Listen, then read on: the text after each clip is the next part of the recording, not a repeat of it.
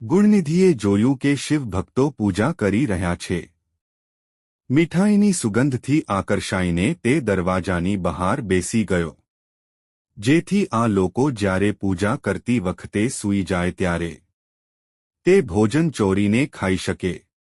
અને થયું પણ આવું જ. નાચ ગાન કરીને જ્યારે શિવ ભક્તો ઊંઘી ગયા ત્યારે ગુણનિધિએ પોતાના ખેસમાંથી દોરડું બનાવીને દીવો પ્રગટાવ્યો. પછી શિવ નિર્માલ્યની વસ્તુઓની ચોરી કરીને ભાગવાનો પ્રયાસ કર્યો. આ પ્રયાસમાં તેનો એક પગ સૂતેલા શિવ ભક્ત સાથે અથડાયો, જેથી તે જાગી ગયો અને ચોર ચોર બૂમો પાડવાનું શરૂ કર્યું. તેની બૂમો સાંભળી અન્ય લોકો પણ જાગી ગયા અને તેઓ ગુણનિધિને પકડવા દોડ્યા. આ ભાગદોડમાં ગુણનિધિનું મૃત્યુ થયું. જ્યારે યમદૂત ગુણનિધિને લેવા આવ્યો ત્યારે શિવના ગણો પણ ત્યાં પહોંચ્યા. શિવગણોએ યમદૂતોનો વિરોધ કર્યો અને તેઓ ગુણનિધિને શિવલોકમાં લઈ જવા લાગ્યા, જેથી તેઓ વચ્ચે ઝઘડો થયો. યમદૂતોએ ગુણનિધિ દ્વારા કરેલા પાપોની ગણના શરૂ કરી. આ સાંભળી ગણોએ કહ્યું કે તેણે ભક્તિ સાથે શિવની ઉપાસના કરી હતી અને કીર્તન સાંભળ્યું હતું. તેણે તેના ખેસનો દીવો કરી એક દીવો દાનમાં આપ્યો હતો. પરિણામે તેના પાપોનો અંત આવ્યો. યમદૂતોએ શિવગણો સામે હાર સ્વીકારી અને ધર્મરાજ પાસે આવ્યા. ધર્મરાજે તેમની આખી વાત સાંભળી અને કહ્યું, હે ગણો, હું મારી બધી આજ્ઞાઓનું ઉલ્લંઘન સહન કરી શકું છું, પરંતુ આ આજ્ઞાનું ઉલ્લંઘન ક્યારેય સહન નહીં કરી શકું કે સફેદ વિભૂતિ રુદ્રાક્ષ ધારણ કરે. ત્રિપુંધારી અથવા શિવમાં આસ્થા ધરાવનાર કોઈપણ વ્યક્તિને તમે ભૂલથી પણ અહીં લાવો. શિવમાં શ્રદ્ધા ધરાવનારને શિવલોકમાં મોકલવાનો મારો તમને કાયમી આદેશ છે. શિવલોક પહોંચ્યા પછી ગુણનિધિએ થોડા સમય માટે ખૂબ જ સુખ ભોગવ્યું. ત્યારબાદ તેણે કલિંગ રાજા અરિંદમના ઘરે દામ નામના પુત્ર તરીકે જન્મ લીધો. દામ બાળપણથી જ શિવને સમર્પિત હતો. તેણે તેના પિતાના મૃત્યુ પછી સમગ્ર રાજ્યના તમામ મંદિરોમાં દીવાનું દાન કરવાનો શાહી આદેશ આપ્યો. ભગવાન શિવની કૃપાથી તેના મૃત્યુ પછી દામ અલકાપુરી દેશનો શાસક બન્યો. એ દામ જે તેના આગલા જન્મમાં ગુણનિધિ હતો. ગુણનિધિ અલકાપુરીનો રાજા બન્યો પછી તેણે ભગવાન શિવની ખૂબ જ ઉત્સાહપૂર્વક પૂજા કરી. તેણે 11,000 વર્ષ સુધી તપસ્યા કરી અને ભગવાન શિવને એટલા પ્રસન્ન કર્યા કે તેઓ આદિશક્તિ અંબિકા સાથે તેણે વરદાન આપવા માટે અલકાપુરી આવ્યા. તેઓએ ગુણનિધિને ધ્યાનમાં તલ્લીન થયેલો જોઈ પોતાની આંખો ખોલવા અને દર્શનનો લાભ લેવા કહ્યું. ગુણનિધિએ તેની આંખો ખોલી અને ભગવાન શિવ અને દેવી અંબિકાને સામે જોયા. ભગવતી અંબિકાની સુંદરતા અને સૌભાગ્યથી આકર્ષિત થઈ.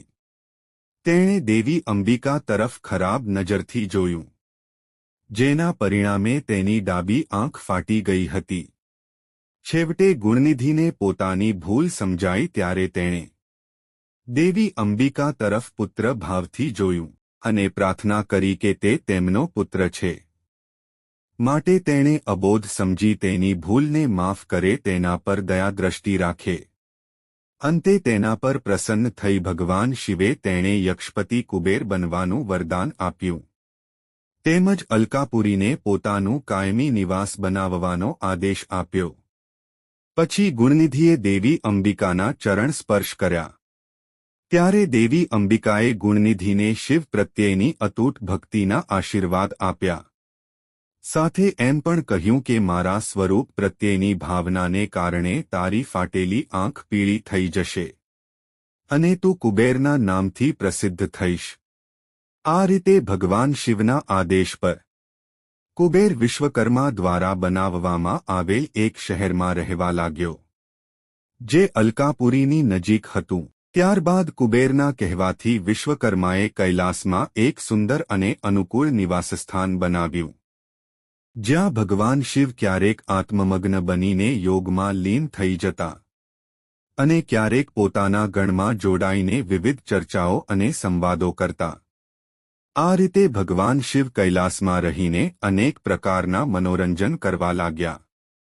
એક દિવસ નારદજીએ બ્રહ્માજીને પૂછ્યું કે તેમણે શિવને શુદ્ધ નિર્વિકાર બ્રહ્મ તરીકે વર્ણવ્યા છે, તો નિર્વિકાર બ્રહ્મે કેવી રીતે સતી સાથે લગ્ન કર્યા અને ગૃહસ્થ ધર્મ અપનાવીને પોતાનું જીવન જીવવાનું શરૂ કર્યું?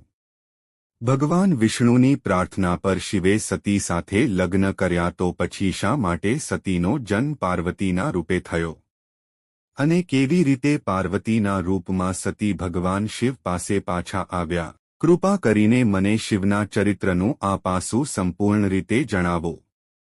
નારદજીનો આ પ્રશ્ન સાંભળીને બ્રહ્માજીએ કહ્યું, એક સમયે જ્યારે હું વાસનાથી પાગલ થઈ ગયો ત્યારે મને મારી પુત્રી સંધ્યા સાથે પ્રેમાલાપ કરવાની ઈચ્છા થઈ, જેથી મારી ઈચ્છા જાણી ધર્મરાજે ભગવાન શિવનું સ્મરણ કર્યું. ધર્મરાજના સ્મરણથી ભગવાન શિવ મારી સમક્ષ પ્રગટ થયા અને મને જ્ઞાન આપ્યું. આ બાબતને લઈ ભગવાન શિવે મને મારા પુત્રોની સામે ધિક્કાર્યો અને અપમાનિત કર્યો.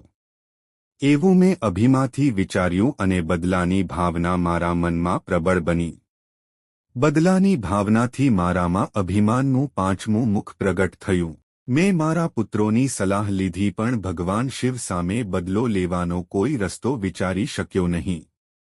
ભગવાન વિષ્ણુએ મને આ બાબતે સમજાવવાનો પ્રયત્ન કર્યો, પણ અભિમાનને કારણે હું મારી જીદ પર અડગ રહ્યો અને તેમનું પણ અપમાન કર્યું. એટલું જ નહીં, અભિમાનમાં આવી મેં સૃષ્ટિનો વિનાશ કરવાનો પ્રયત્ન કર્યો, જેથી ભગવાન શિવે ત્રિશૂળ વડે મારા એ પાંચમા મુખને કાપી નાખ્યું. જ્યારે મારામાં અભિમાનનો નાશ થયો ત્યારે પસ્તાવાની ભાવના પ્રગટ થઈ, જેથી ભગવાન શિવને પ્રસન્ન કરવા માટે મેં આદિ શક્તિ અંબિકા અને શિવનું મિલન કરાવવાનું નક્કી કર્યું. તેથી મેં દક્ષની પત્નીથી આદિ શક્તિ અંબિકાનો જન્મ થાય એ માટે પૂજા કરવાનું શરૂ કર્યું. આ તરફ મારા અપમાનનો બદલો લેવાની ભાવનાથી દક્ષે અભિમાની બનીને ભગવાન શિવની ટીકા કરવાનું શરૂ કર્યું અને શિવને શક્તિથી દૂર કરવાનો વિચાર કરી. તેણે પણ આદિ શક્તિ અંબિકાની પૂજા કરવાનું શરૂ કર્યું.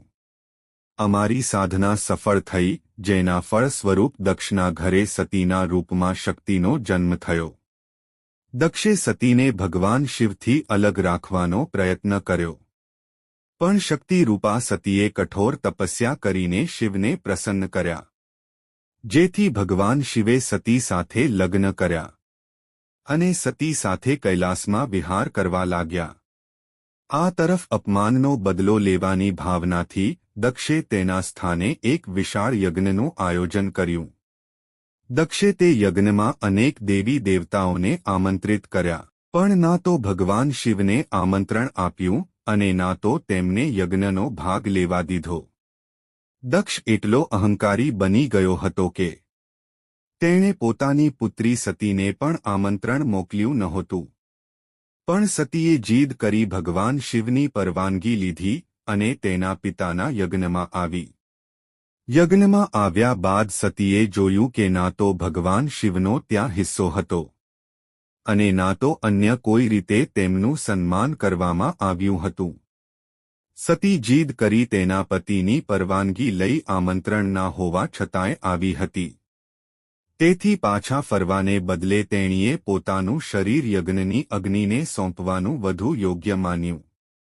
જ્યારે ભગવાન શિવને ખબર પડી કે સતીએ તેણીનું શરીર યજ્ઞમાં સમર્પિત કર્યું છે, ત્યારે તેમણે તેમના વાળમાંથી વીરભદ્રની રચના કરી અને દક્ષના યજ્ઞનો નાશ કરવાનો આદેશ આપ્યો. આગામી કથા સાંભળવા માટે ભાગ 11 જોવો. જો તમને આ વિડિયો પસંદ આવ્યો હોય તો વિડિયોને લાઇક કરો અને ચેનલને સબસ્ક્રાઇબ કરો.